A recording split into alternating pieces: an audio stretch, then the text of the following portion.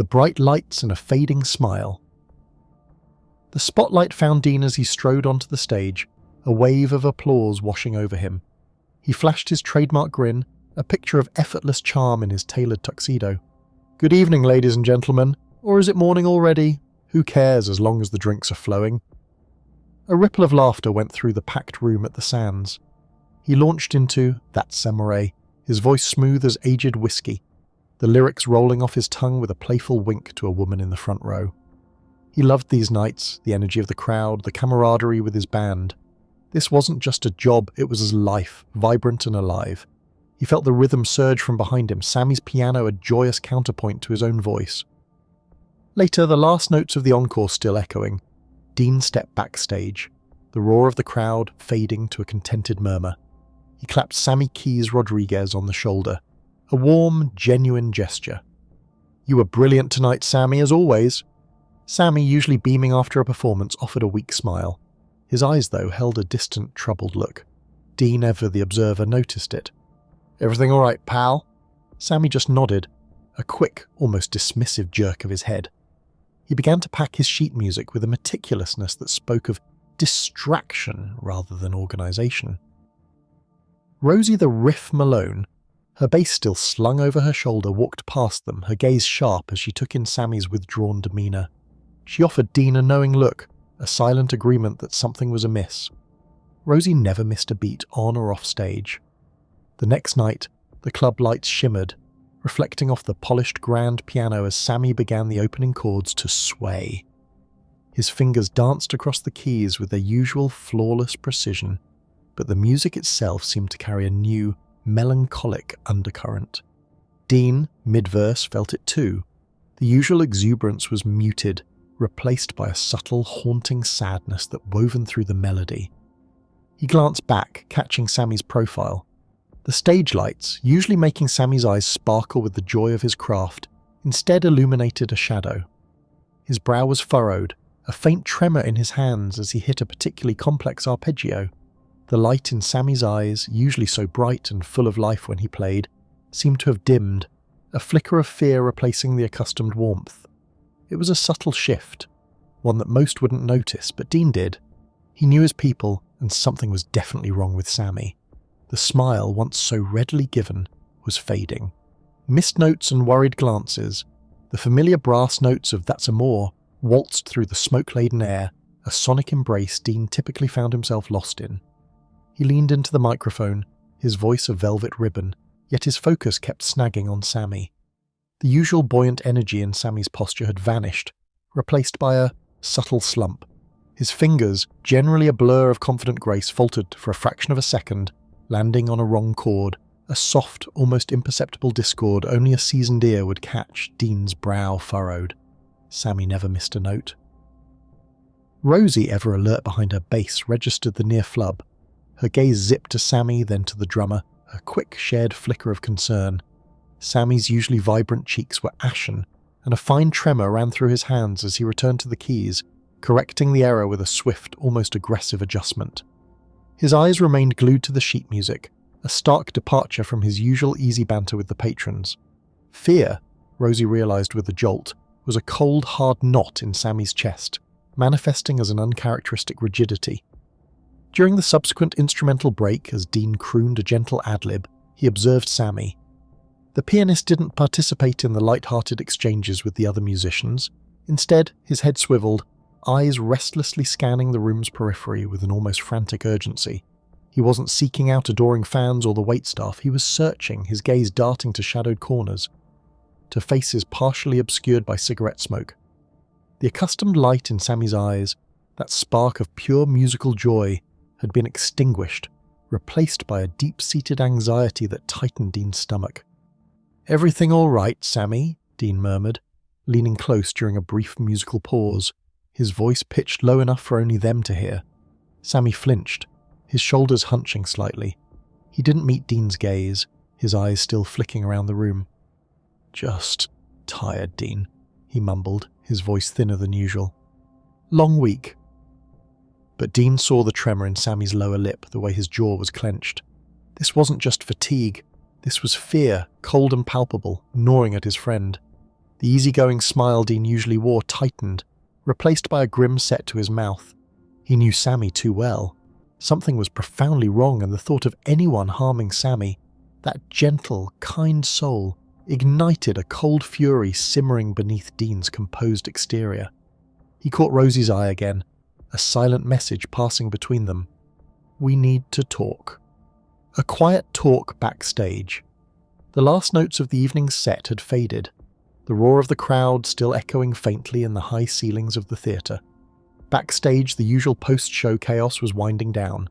Roadies wrestled with instrument cases, stagehands coiled cables, and the scent of stale cigarette smoke mingled with cheap cologne. Dean, however, wasn't heading for the bar or a waiting car. He leaned against a prop trunk, ostensibly admiring the scuffed paint, but his gaze kept returning to the piano. Sammy Keys Rodriguez, usually one of the first to pack up, was moving with a glacial slowness tonight. He meticulously stacked his sheet music, smoothing out imaginary wrinkles, his fingers trembling almost imperceptibly. His shoulders were hunched, his usually bright, curious eyes fixed on the worn velvet lining of his music case. The joyful energy that infused his playing had been conspicuously absent from his demeanour for weeks, replaced by a quiet, gnawing anxiety that Dean could no longer ignore. When Sammy finally snapped the clasps on his case, a small definitive click in the receding hubbub, Dean pushed off the trunk. His approach was unhurried, his steps soft on the wooden floor. "Sammy," he began, his voice a low rumble, devoid of its usual stage charm. It was a tone reserved for serious conversations, for moments of genuine concern. "You all right, kid?" Sammy flinched, as if caught doing something illicit. He turned, a forced brittle smile attempting to take root on his face. "Just tired, Dean. Long week," and he gestured vaguely towards the stage. Dean didn't return the smile. He placed a hand gently on Sammy's shoulder, feeling the tautness of the muscle beneath his jacket. His gaze was steady, unwavering, boring into Sammy's troubled eyes. "No, you're not. You're scared. And you've been scared for a while now. What is it, Sammy? What's got you so tied up in knots?" The pretense melted away, leaving Sammy looking vulnerable and exposed. His lower lip trembled almost imperceptibly. He opened his mouth, then closed it, glancing around as if expecting someone to materialize from the shadows. The air grew heavy with his unspoken fear. Dean squeezed his shoulder reassuringly. "Look at me, Sammy. Whatever it is, you don't have to carry it alone. You hear me?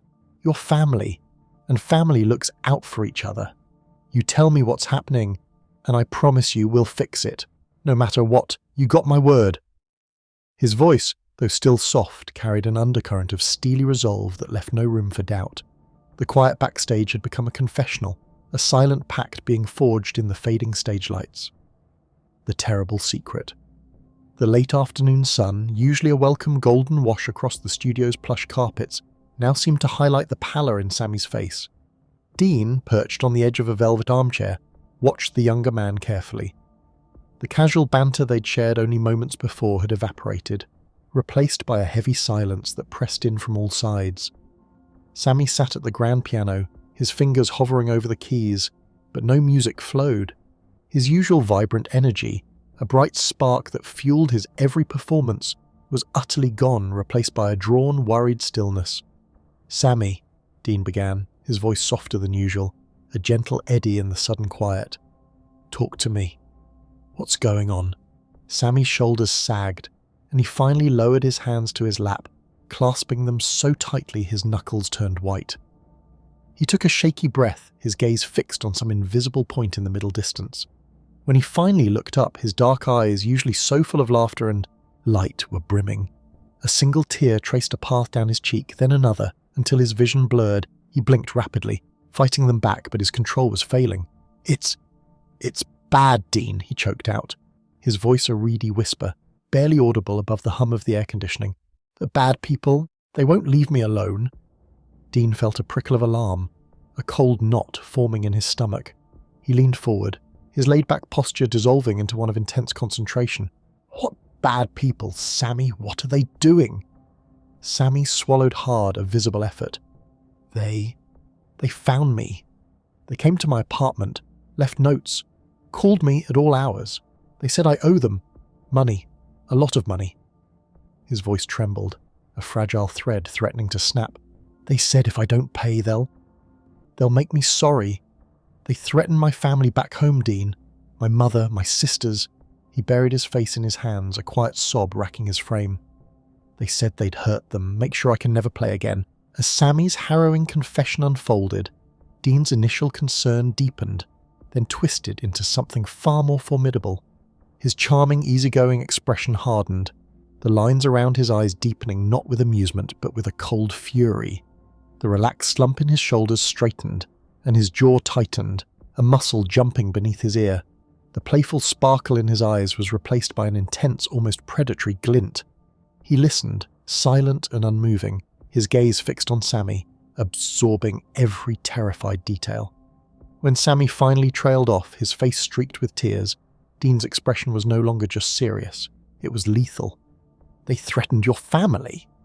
Dean's voice was low, a dangerous rumble that vibrated with suppressed rage. "And your hands? The hands that make the music?"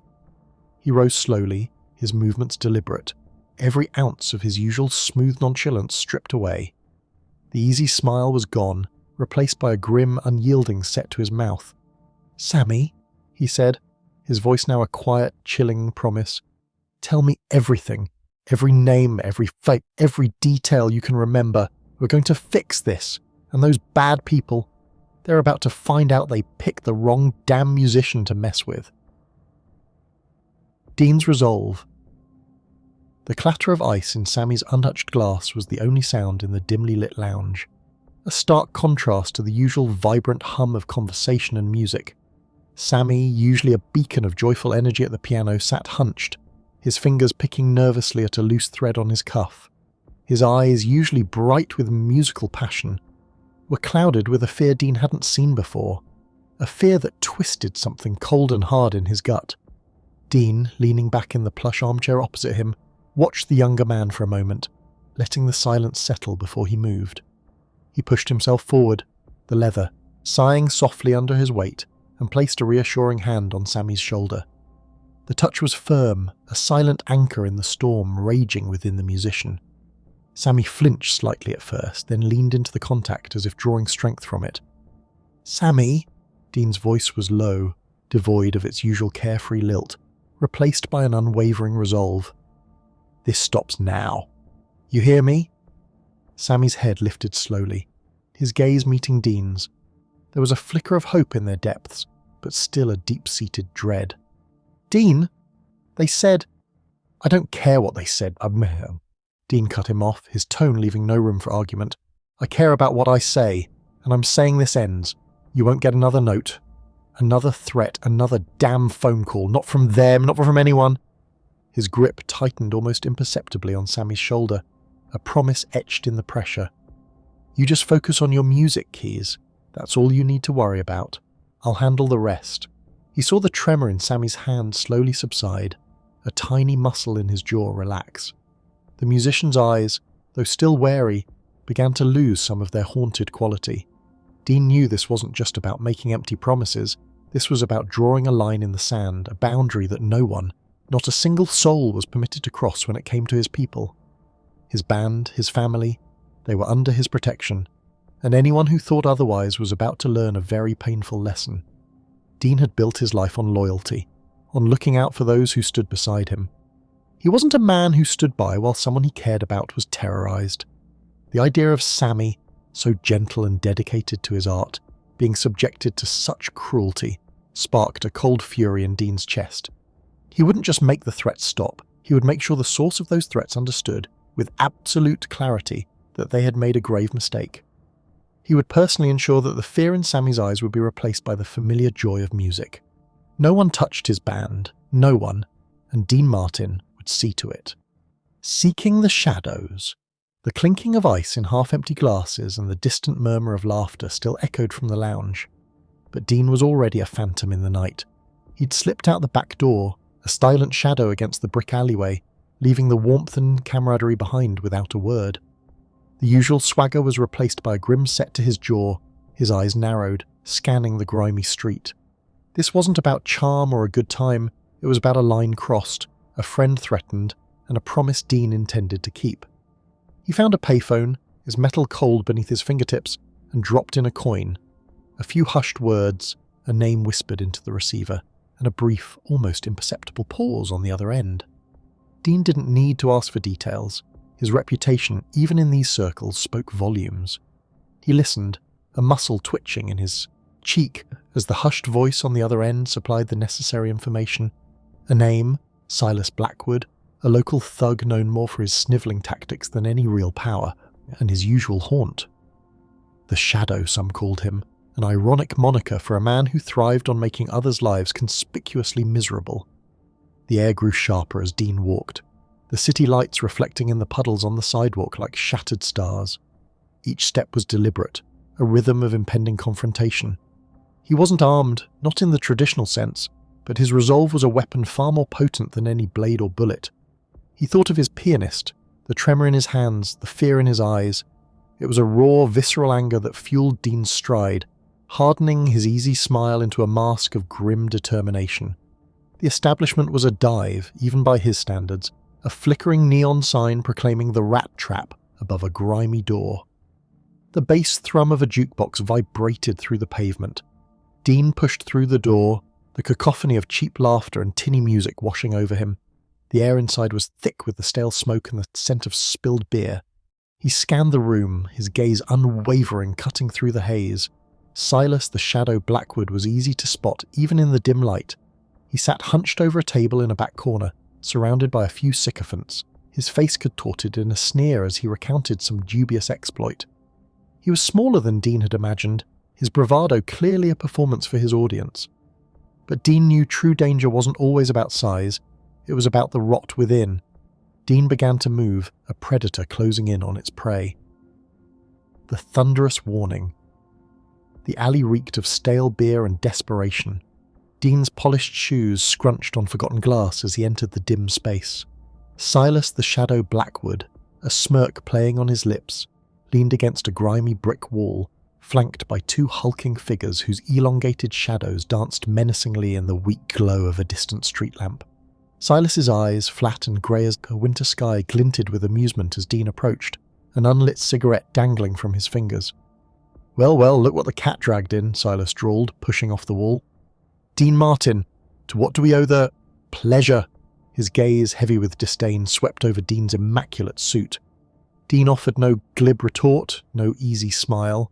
The usual charm that could sway a roomful of strangers was gone, replaced by a granite-hard resolve. He halted a few feet from Silas.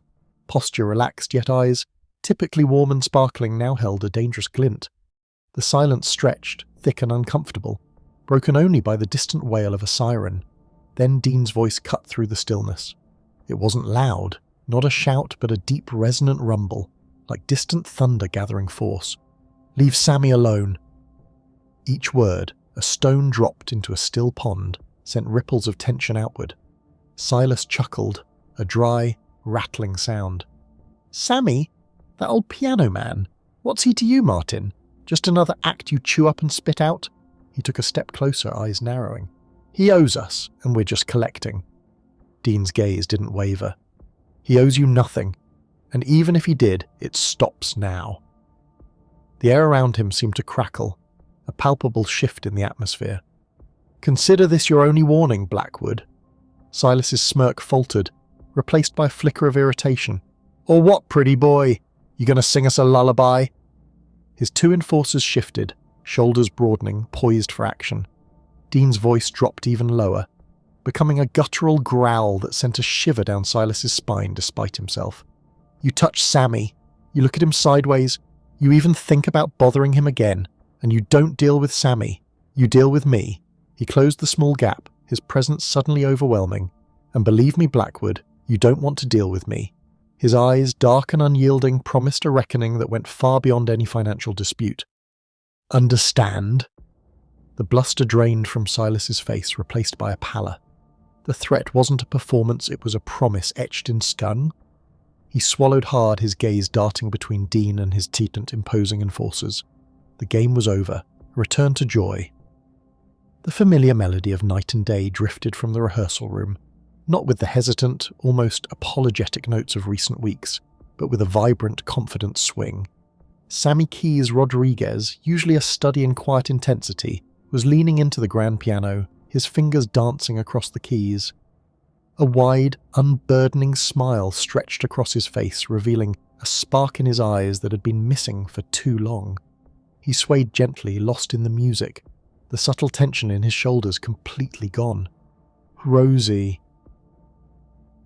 The riff Malone, tuning her bass in a corner, paused, a faint smile playing on her lips.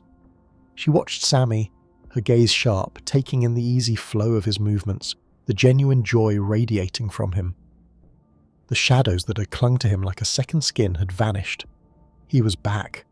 The Sammy they all knew and loved, the one whose spirit poured into every chord, had returned. The drummer, Alistair, caught Rosie's eye and gave a small, almost imperceptible nod. He'd noticed it too. The air in the room, once thick with unspoken anxiety, now hummed with a light, hopeful energy. Sammy's fear, a palpable presence that had dimmed their collective spirits, was unequivocally absent. The dark clouds had lifted. Between songs, as Sammy wiped his brow with a flourish, Rosie sidled up to the drummer. "He's like a different man," she murmured, her voice low. Alistair nodded, his sticks resting on his snare. "He is. Heard what happened?" Rosie's eyes narrowed slightly. "Just whispers, something about Dean, a confrontation." "More than a confrontation, Rosie," Alistair corrected, his voice hushed. "Dean went, interpersonally shut it down. He didn't send someone, he went himself." Lucy felt a prickle of awe. Being Dean, usually so detached, so coolly in control, had thrown himself into a dangerous situation for Sammy. For them. The thought sent a shiver down her spine, not of fear, but of profound respect. She remembered Dean's easy laugh, his nonchalant air, but beneath that charming veneer, there was a steel she hadn't truly appreciated until now. As Sammy launched into a playful rendition of That's Amore, his laughter bubbling up infectious and free, Rosie looked across the room at the other band members. They were all exchanging knowing glances, a shared understanding passing between them without words. The story, whatever its gritty details, had made the rounds. Dean hadn't just protected Sammy. He had protected all of them, drawing a line in the sand with an unwavering resolve. He'd shown them exactly what kind of man he was when the chips were down, a fierce, unyielding protector. And in that moment, their loyalty to Dean Martin solidified, burning brighter than any spotlight. Loyalty forever earned. The stage lights pulsed, painting the packed club in washes of sapphire and ruby. From the first resonant thump of the bass drum to the final shimmering cymbal horn crash, the band was a single breathing entity. Dean, draped in a perfectly tailored suit, held the microphone with an easy grease, his voice a smooth whiskey river flowing over the crowd.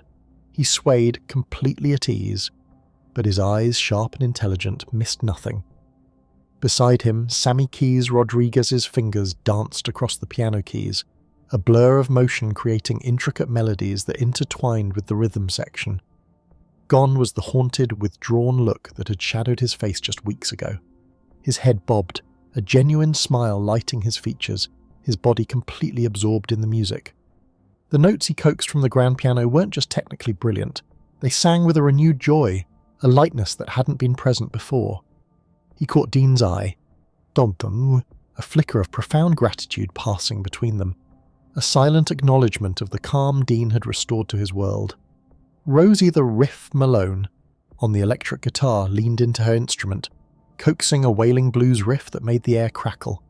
Her usually intense gaze was softened by a triumphant glint as she watched Sammy. She knew what Dean had done, the risks he'd taken. She'd seen the fear in Sammy's eyes and the dangerous resolve in Dean's. Her fingers, usually so precise, played with an added passion, a fierce loyalty woven into every string bend. During a brief instrumental break, as Dean turned to face the audience, his glance swept over Rosie, a deep appreciation etched on his face. She met his gaze, a subtle nod passing between them, a silent promise of unwavering support. The crowd roared, caught in the band's magnetic pull, but the true current of electricity flowed between the musicians themselves. They weren't just playing, they were celebrating a bond forged in Vodzin's presence, not just as a frontman but as a protector, radiated through the performance. He moved through the set list with a natural authority, his relaxed demeanour a testament to the fact that he was exactly where he belonged, surrounded by his people. It wasn't about the contracts, the paychecks, or the flashing lights. It was about the unspoken understanding that Dean would stand between them and any threat, no matter the cost to himself. He'd drawn a line in the sand, a line no one dared to cross again. The threats against Sammy had vanished as quickly as they'd appeared, evaporating into the night after Dean's swift, decisive intervention. That night, and every night since, the band played with a profound sense of security. They weren't just employees, they were family, protected by a man who valued their safety above all else. Dean Martin had earned their respect, their admiration, and most importantly their loyalty, a devotion that would last a lifetime.